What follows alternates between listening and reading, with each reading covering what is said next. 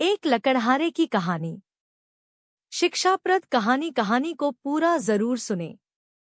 एक समय की बात है, जंगल के पास एक लकड़हारा रहता था। वो जंगल में लकड़ी इकट्ठा करता था और उन्हें पास के बाजार में बेचता था कुछ पैसों के लिए। एक दिन की बात है, वो एक पेड़ काट रहा था। तभी हुआ ये कि गलती से उसकी कुल्हाड़ी पास की एक नदी में गिर गई। नदी बहुत ज्यादा गहरी थी और वास्तव में तेजी से बह रही थी। उसने बहुत प्रयत्न किया अपने कुल्हाड़ी को खोजने की, लेकिन उसे वो वहां नहीं मिली। अब उसे लगा कि उसने कुल्हाड़ी खो दी है। वहीं दुखी होकर वो नदी के किनारे बैठकर रोने लगा। उसके रोने की आवाज सुनकर नदी के भगवान उठे और उस लकड़हारे से पूछा कि क्या हुआ। लकड़हारा ने उन्हें अपनी दुखद कहानी बताई। नदी के भगवान को उस लकड़हारे के ऊपर दया आई और वो उसकी मेहनत और सच्चाई देखकर उसकी मदद करने की पेशकश की।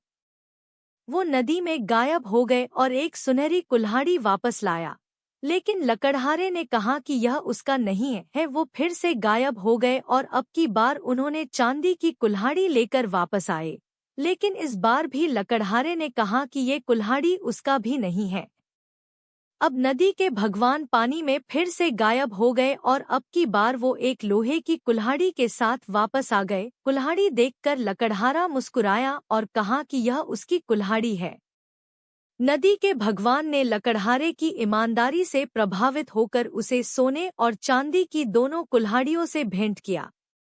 इस कहानी से हमें ये सीख मिलती है कि ईमानदारी सर्वोत्तम नीति है। और चांदी की दोनों कुल्हाड़ियों से भेंट किया। इस कहानी से हमें ये सीख मिलती है कि ईमानदारी सर्वोत्तम नीति है।